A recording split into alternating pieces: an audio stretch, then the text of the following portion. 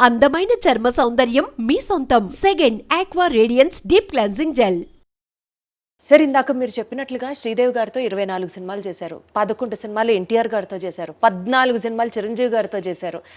అసలు ఇట్లా చెప్పుకుంటూ పోతే ఏఎన్ఆర్ గారితో, శోభన్ బాబు గారితో, కృష్ణరాజు గారితో ఇట్లా చాలా సినిమాలు చేశారు కదా. అప్పట్లో ఆ హీరోస్లో ఉండేటువంటి ఆ చరిష్మాటిక్ ఎక్స్పీరియన్స్ మీతో ఎట్లా ఉండేది సార్? నాగేశ్వరరావు, రామారావు వాళ్ళు మా నాన్నగారు తరం చాలా గౌరవంగా ఉండేది. వాళ్ళ ఎక్స్పీరియన్స్ మాతో షేర్ చేసుకోవటం. ఎందుకంటే వాళ్ళకి ఆ టైంలో ఏంటంటే యంగ్ డైరెక్టర్స్ కావాలి వాళ్ళకి. ఎప్పుడైనా కొత్తదే సెలెక్ట్ చేసుకుంటారు కదా.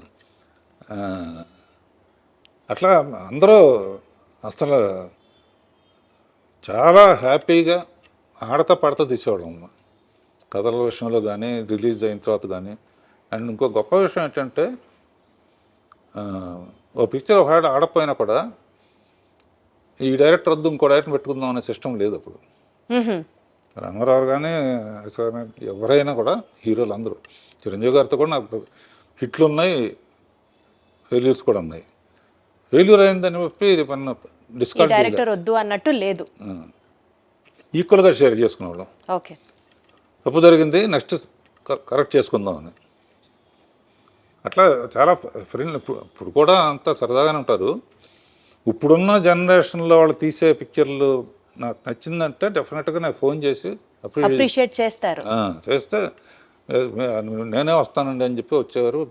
అప్పుడప్పుడు డైరెక్టర్స్ అందరం కలిసి, ఈ బ్యాచ్ డైరెక్టర్స్ అందరూ మా ఇంట్లో పార్టీ చేసుకుంటా ఉంటాం. అబ్బో, అదే అడగబోతున్నాను. అంటే డైరెక్టర్స్ ఇప్పటి వాళ్ళని మీరు అప్రిషియేట్ చేయడమో చాలా పెద్ద విషయం. ఇందాక మీరు అన్నట్లు 3 తరాల హీరోలని మీరు ఇంట్రడ్యూస్ చేశారనుకోవచ్చు, వాళ్ళతో కలిసి చేశారనుకోవచ్చు. ఎన్టీఆర్ గారి దగ్గర నుంచి, ఏఎన్ఆర్ గారి దగ్గర నుంచి ఇట్లా చెప్పుకుంటూ పోతే జనరేషన్స్ వైజ్ సినిమాలన్నీ మీరు చేశారు ఆ హీరోలతో. ఆ జనరేషన్ గ్యాప్కి మీరు ఎలా అడ్జస్ట్ అయ్యేవారు రాఘవేంద్రరావు గారు? ఎలా హ్యాండిల్ చేసేవారు? వాళ్ళతో ఫ్రెండ్లీగా ఉండేవాడు. వాళ్ళ మెయిన్గా అమ్మో రాఘవేంద్రరావు చాలా సీరియస్గా ఉంటారు అనుకుని వస్తారు. ఓహో, వచ్చిన తర్వాత కొంచెం మామూలుగా ఫ్రెండ్లీగా ఉంటాం, కొంచెం ఫూరిష్ జోకులు వేయటం. నా చుట్టూ కూడా ఎప్పుడు ఎంటర్టైనింగ్గా ఉండే వాళ్ళతోనే ఉంటాను నేను.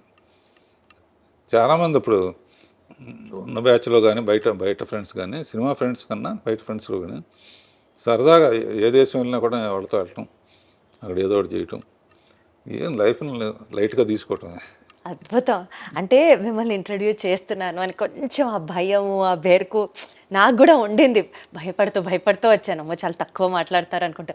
కానీ కెమెరా సాక్షిగా చెప్తున్నాను, సార్ని కలిసిన తర్వాత అసలు ఇంటర్వ్యూ ఎంత జాయ్ఫుల్గా, హ్యాపీగా, అసలు నాకు ఇప్పుడు టెన్షనే లేదు రాఘవేంద్రరావు గారు. స్ట్రెస్ అంతా పోయింది, ప్రశాంతంగా మాట్లాడుతున్నట్టుంది మీతో. మెయిన్గానమ్మా ఇప్పుడు మనకు సామెత ఉంది కదమ్మా, కొత్త నీరు వస్తే పాత నీరు వెళ్ళిపోతుందని. నేను ఒక స్టేజ్లో అవును, కొత్త తరం వచ్చినప్పుడు మనం సైడ్ ఇవ్వాల్సిందే, ఆపలేం కదా, ఆపాల్సిన అవసరం కూడా లేదు. మనకు డైరెక్షన్ తప్ప ఇంకేం తెలియదు. బిఏకి పెద్ద ఉద్యోగం రాదు. నెక్స్ట్ తెలిసింది ఏంటి అని ఆలోచిస్తే డ్రైవింగ్ తెలుసు. చాలా రిచ్ మ్యాన్ దగ్గర డ్రైవర్గా పనికొస్తాను తప్ప డైరెక్షన్ తప్ప ఏమీ తెలియదు.